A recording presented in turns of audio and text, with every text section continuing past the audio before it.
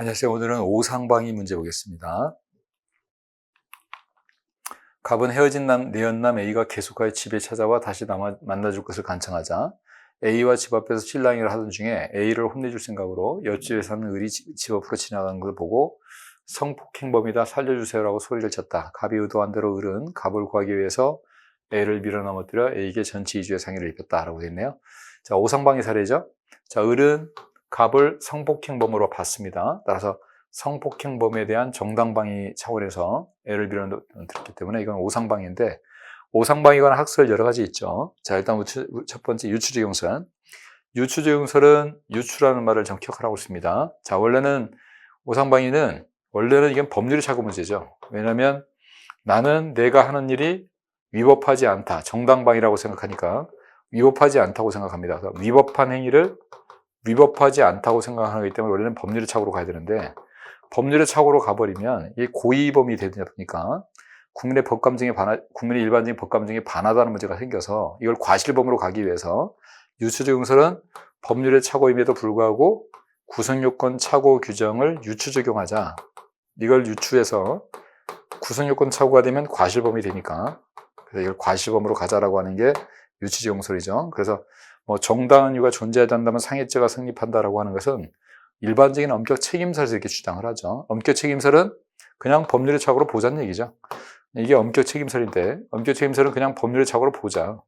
법률의 착오로 보면 구성요건의 문제는 아니고 구성요건 그대로 인정하고 위법성을 인식하지 못한 거니까 책임 파트에 가가지고 위법성을 인식하지 못한 책임을 조각시키자라고 하는 견해죠. 그래서 정당한 이유를 따지죠.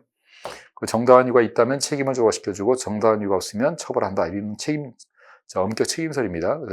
유추적용설은 틀린 거고요. 유추적용설은 과실범으로 갑니다. 자, 엄격 책임설 나왔네요. 아까 얘기했지만 엄격 책임설은 과실범으로 따지는 게 아닙니다. 위법성 인식이 없다고 보고 정당한 이유를 따져가지고 책임을 조건 여부를 따져요. 고의범으로 본 다음에. 이게 과실범을 가지고 따지는 것은 아까처럼 유추적용설 같은 제한적 책임설을 주장하는 거죠. 과실치상설 성립한다면 틀린 거고요.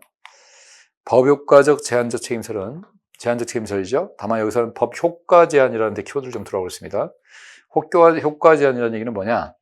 자, 여기서 법효과 제한적 책임설도 아까 유추적용설처럼 법률의 착오로 보지 말고 구성요건 착오 규정을 유추적용해서 이걸 유추적용해가지고 그래서 과실범으로 가자.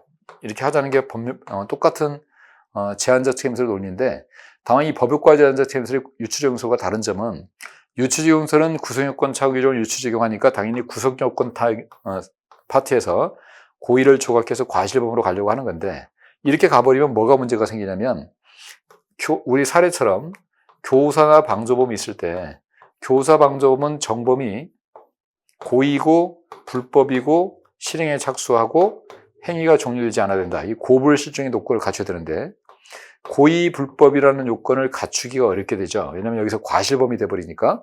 그러면 교사방조범을 처벌할 수 없는 문제점이 생기더라. 그래서 우리 법효과 제한적 책임설은 구성요건 착오 규정을 유추 적용하되 고의의 이중적죄를 전제로 하려고 하죠.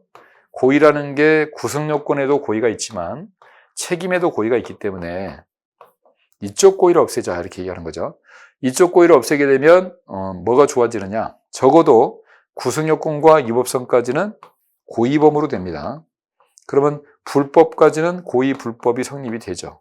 다만 책임 파트에 와서만 과실이 되기 때문에 과실 책임은 될 수 있지만 어쨌든 고의 불법이 된다는 겁니다. 그러면 아까도 얘기한 것처럼 교사범이나 방조범이 성립할 수 있다는 거죠. 그래서 이 법효과 제한적 책임설은 구성요건적 고의는 그대로 놔두고 책임 고의를 조각시켜가지고 과실범으로 가되, 국민의 법감정에 고의범으로 가는 건 반하니까 과실범으로 가되 이 교사방조범을 성립하기 위해서 이 정범을 적어도 행위까지는 고의불법으로 보자는 거죠. 그래서 법효과 제한적 책임설은 이런 논리입니다. 이렇게 정당방위를 한 사람을 행위는 고의불법이지만 그 정당방위 한 사람에게 과실 책임을 묻겠다. 이렇게 보는 거예요. 그래서 상해죄가 성립하지 않게 되고 과실치상이 성립이 되겠죠. 자, 엄격 책임설과 법효과 제한적 책임설은요, 공통점은 뭐가 있냐면 엄격 책임설은 애초부터 법률의 착오로 보기 때문에 구성요건과 위법성과 책임 파트에서 여기에서 위법성 인식이 없다고 봐서 책임을 조각시키는 견해이니까 여전히 구성요건 위법 고의 불법이 됩니다. 고의 불법이 되니까 교사범위 성립할 수 있고요.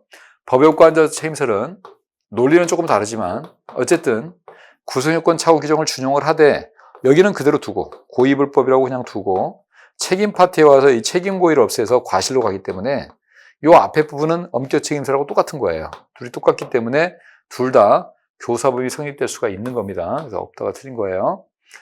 자, 그래서 1번에는 유추적용설. 유추적용설은 구성요건 착오 규정을 유추적용해서 과실치상으로 가자는 견해고, 엄격 책임설은 여전히 엄격하게 책임을 묻자. 엄격하게 책임을 물으니까 구성요건 위법은 그대로 두고 책임 파트에서 엄격하게 책임에 와서 정당한 이유를 따져서 책임을 조각할 것을 문제를 삼는 거지 과실 따지는 게 아니고요.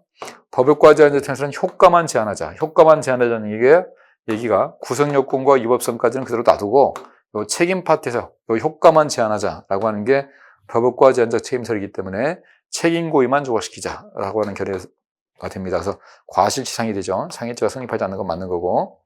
자, 엄격 책임설과 법역과 책임설은 어쨌든 이 구성요건과 위법성까지는 불법으로 오기 때문에 고의 불법으로 오기 때문에 교사범위 성립될 수가 있는 거죠.